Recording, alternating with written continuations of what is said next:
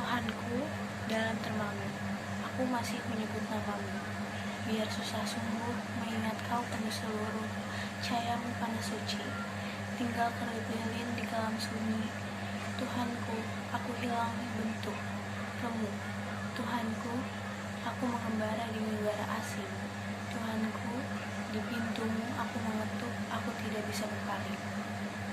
Selanjutnya saya akan membacakan makna dari puisi tersebut.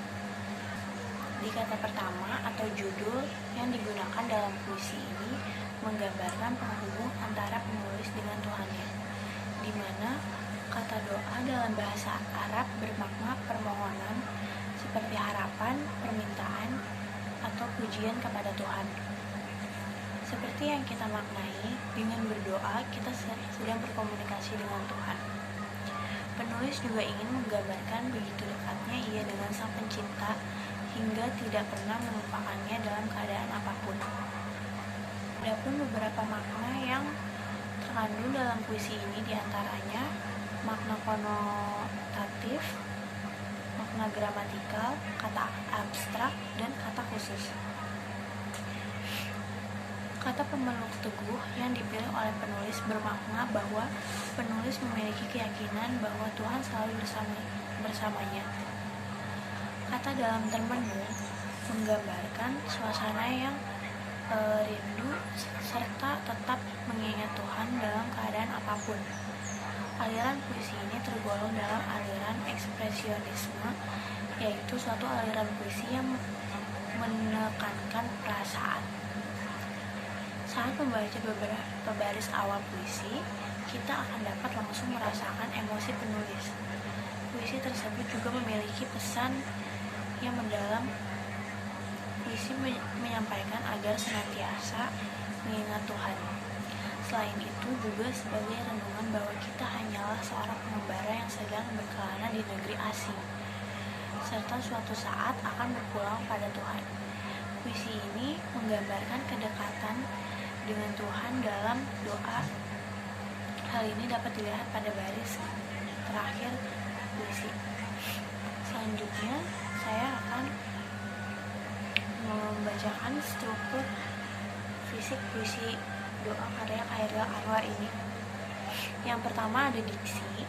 Pada puisi doa karya Khairil Anwar ini diceritakan bahwa penyair tengah mengalami krisis iman, sehingga diksi yang digunakan oleh penyair adalah diksi yang menggambarkan perasaan yang ragu, bimbang, dan lemah.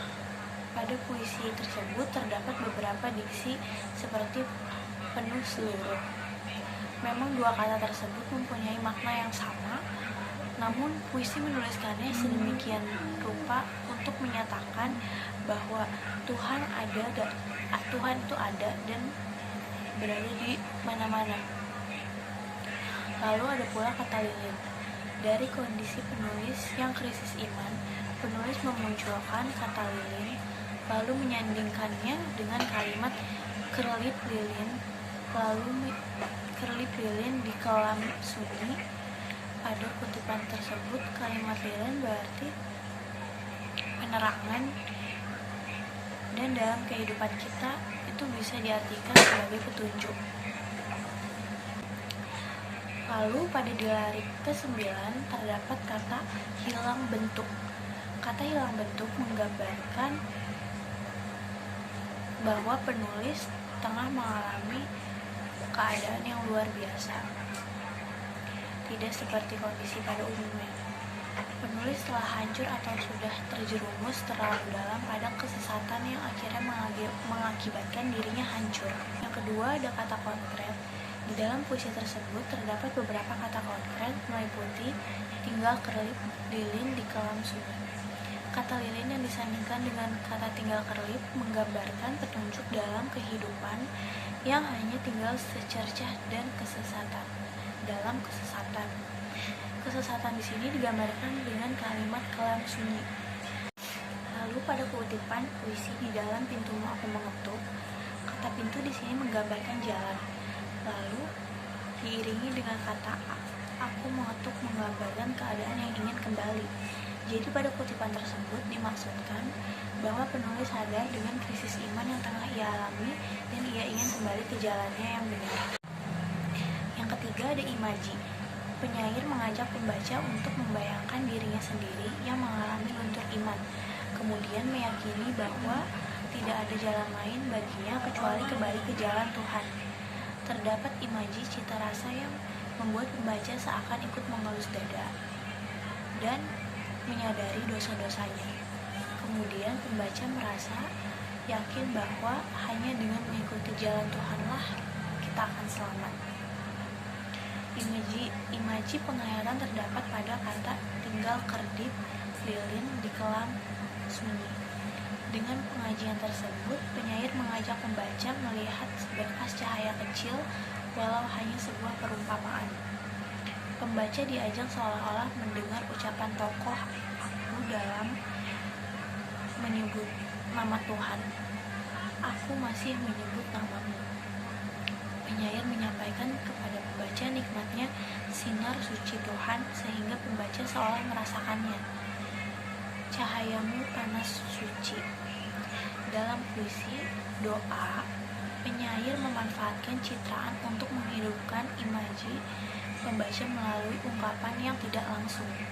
Pada bait 1, penyair memanfaatkan citraan visual dengan memanfaatkan bahasa kias berupa majas metafora untuk melukiskan kedekatan antara penyair dengan Tuhan, sehingga timbul keakraban, kehusyuan ketika merenung menyebut nama Tuhan. Penyair juga menggunakan citraan visual untuk melukiskan sesuatu secara berlebihan. Hiperbola dimanfaatkan untuk menyayatkan arti guna menciptakan efek makna khusus, yaitu melukiskan kedekatan antara penyair dengan Tuhannya. Yang dilukiskan pada baris ketiga, di sini penyair melebih-lebihkan kedekatannya, ketulusan, dan kepasrahannya kepada Tuhan. Tinggal kerlip lilin di kelam sunyi, di sini kedekatan antara penyair dan Tuhan dalam sebuah kesunyian ketika merenung berdoa, hanya cahaya lilin yang redup dalam kesunyian malam. Mengingat kau redup, mengingat kau penuh seluruh cahayamu panas suci, tinggal kelip di lilin di kelam sunyi. Menggunakan citraan visual memanfaatkan majas hiperbola pada baris kedua, aku hilang bentuk remuk, yaitu melukiskan makna khusus, melukiskan sesuatu yang berlebihan sehingga menimbulkan efek makna khusus. Di sini dalam keheningan malam berdoa menyebut nama Tuhannya dengan sepenuh hati hingga badannya bagaikan hilang dan remuk. Rela badannya remuk tak tersisa demi Tuhannya. Tuhanku, atau aku hilang bentuk atau remuk. Pada kutipan ini menggunakan pencitraan visual yang melukiskan kedekatan antara penyair dengan Tuhannya. Tuhanku, atau di pintumu aku mengetuk atau tidak bisa berpaling. Pemanfaatan pencitraan dalam puisi tersebut mampu menghidupkan imaji pembaca dalam merasakan apa yang dirasakan oleh penyair dengan menghayati pengalaman religi penyair. Yang keempat, ada tipografi. Penulis menggunakan huruf kapital di setiap awal larik. Penulisan huruf kapital di setiap awal larik menggambarkan sesuatu yang tegas. Maksudnya, penulis mengungkapkan dengan tegas dan terang-terangan bahwa ia mengalami krisis iman. Ada bait yang menjorok, ada juga yang tidak, menggambarkan keadaan penulis yang kacau dan tidak teratur.